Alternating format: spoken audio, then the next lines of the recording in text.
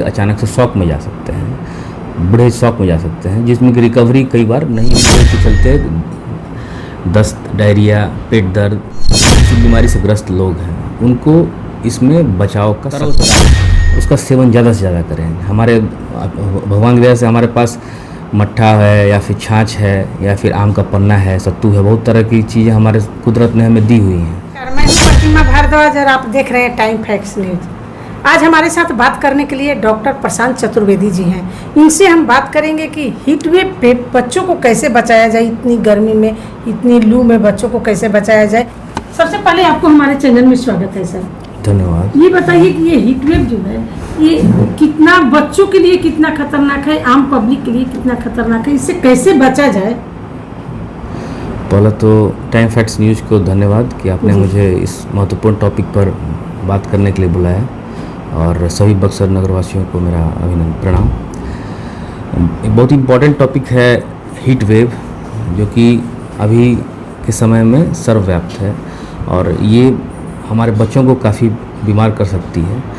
केवल बच्चे ही नहीं, हीट वेव के समय में जिसमें गर्मी बहुत अपने प्रकाष्ठा पर रहती है, तो आपको इस समय बच्चों के साथ साथ सभी वृद्ध, गर्भवती महिलाएं, कोई भी शुगर, हार्ट के पेशेंट, जो भी किसी न किसी बीमारी से ग्रस्त लोग हैं, उनको इसमें बचाव का सख्त ज़रूरत है, क्योंकि बच्चे और बूढ़ों का कार्डियक रिजर्व बहुत कम होता है। उसमें अगर कुछ भी हीट वेव के चलते दस्त, डायरिया, पेट दर्द, उल्टी होना, ये सब कॉमन समस्याएं हैं। ये दोनों में हो सकता है। ज़्यादा पानी का लॉस होने से बच्चे अचानक से शॉक में जा सकते हैं, बड़े शॉक में जा सकते हैं, जिसमें कि रिकवरी कई बार नहीं भी हो पाती है। इसलिए उनका बचाव के लिए ज़्यादा विशेष हम लोगों को सुरक्षा बरतना चाहिए। इसके लिए हम लोग बहुत तरह से घरेलू नुस्खे जो हैं हम लोग उसका इस्तेमाल कर सकते हैं।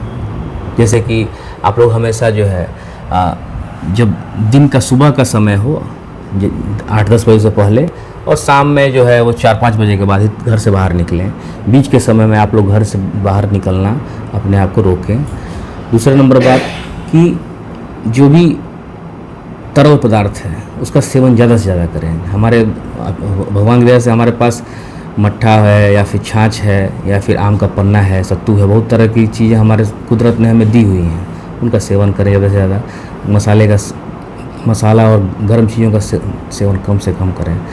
तो ये तो दूसरी बात रही है। लेकिन जो भी परेशानी आपको अगर लगे कि बच्चे में परेशानी आ रही है, बच्चा आपका खाना नहीं खा रहा है, बच्चा वो बार बार उल्टी कर रहा है, पतला पैखाना कर रहा है, तो आपको बच्चों में अगर जो स्पेशली जो 2-3 साल से कम उम्र के बच्चे हैं, उसमें ज़्यादा रिस्क नहीं लेना होता है। उसमें तुरंत जो है जो बगल के चिकित्सक हैं उनसे परामर्श लेना होता है। हमारे पास मैं विशेषकर ज़्यादातर मैं पेट के मरीजों को देखता हूँ।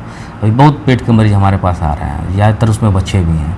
तो उसमें बिल्कुल ज़रूरत है कि उनको पानी की कमी ना होने दी जाए, नहीं तो बच्चे काफ़ी बीमार पड़ सकते हैं, और उचित ज़रूरत पड़े तो उस पर दवाइयाँ देनी पड़ती हैं, जो कि डॉक्टर के परामर्श के बाद ही आप लोग लें। बीपी के मरीज के लिए कितना असर है? बीपी क्या है? बीपी है कि हमारा बॉडी ऑलवेज चाहता है कि हम एक नॉर्मल बीपी के लाइन में रहें। हमारा बीपी जो साधारण बीपी का क्राइटेरिया जो अमेरिकन हार्ट एसोसिएशन है, उसके हिसाब से अलग अलग गाइडलाइंस दी गई हैं।